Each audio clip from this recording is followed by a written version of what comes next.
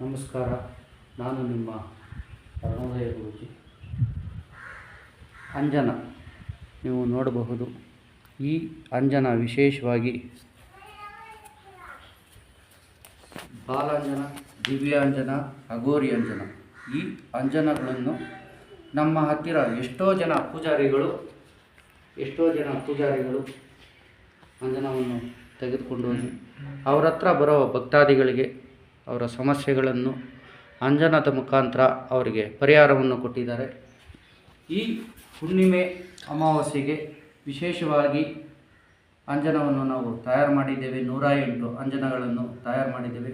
ಅಂಜನ ಬೇಕು ಎಂಬುವರು ಸ್ಕ್ರೀನ್ ಮೇಲೆ ಬರ್ತಾ ಇರೋ ನಂಬರ್ಗೆ ಸಂಪರ್ಕಿಸಿ, ಕರೆ ಮಾಡಿ ಬುಕ್ ಮಾಡಿಕೊಳ್ಳಿ.